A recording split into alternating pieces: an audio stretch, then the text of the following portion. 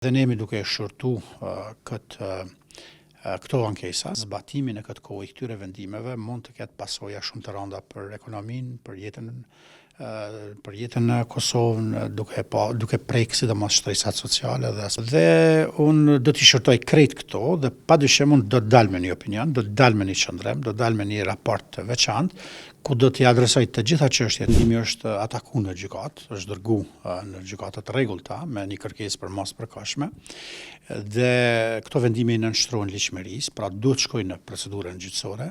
ndërsa avokati i popullit ka pranuar 2 ankesa në këtë drejtim, një prej Odës Ekonomike të Kosovës në raport me vendimin që bizneset në kriteret që e caktuara ligjore duhet kalojnë në tregun e lirë të energjisë, dhe e dyta ka të bëjë me tarifën e rritjes që në faktikisht i rriti çmimin e kostës së energjisë elektrike. Dhe ne jemi duke e shërtu këto ankesa. Natyrisht kemi dërgu shkresë zëres, kemi pas edhe një takim konsultativ me ta, ka qenë bordi i zëres në takim, janë mundu me arsyetu dhe kanë dhënë argumentet e tyre se ata janë institucioni pavarur që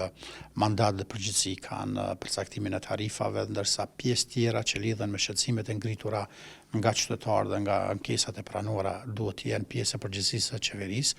sepse kështu e përcakton edhe ligji. Në krejt analizën që ne kemi bë, kemi konstatuar që zbatimin e këtë kohë i këtyre vendimeve mund të ketë pasoja shumë të rënda për ekonominë, për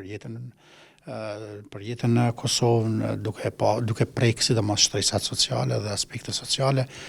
kategoritë e ndjeshme dhe grupe tjera qytetarëve që mund të kenë pasoja tepër të rënda nëse zbatohet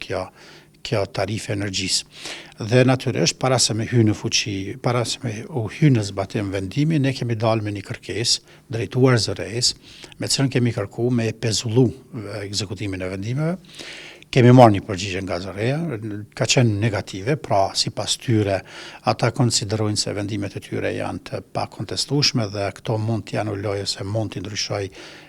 t'i pezulloj vetëm qeveria, por që sa duket nuk ka vullnet nga ana qeverisë për një zgjidhje të kësaj natyre, kështu që kam bet me pa cilat do të jenë hapat e mëtejmë që avokati i popullit sipas ligjit mund t'i ndërmerr. Ne kemi pranuar edhe një kërkesë prej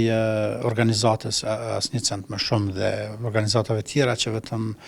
kishin organizuar dhe protesta, ata kanë dërguar një padi në gjykata të rregullta, ku kanë kërkuar anulimin e këtyre vendimeve,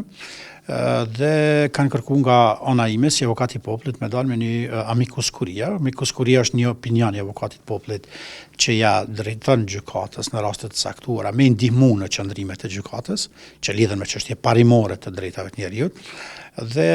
unë do t'i shërtoj krejt këto dhe padyshim unë do të dal me një opinion, do të dal me një qëndrem, do të dal me një raport të veçantë, ku do t'i adresoj të gjitha çështjet që ndërlidhen me respektimin e drejtave të njerëzit dhe cënimin e tyre në këtë rast nga këto vendime, dhe besoj kjo do t'i ndihmojë edhe gjykatës në vendimarrje.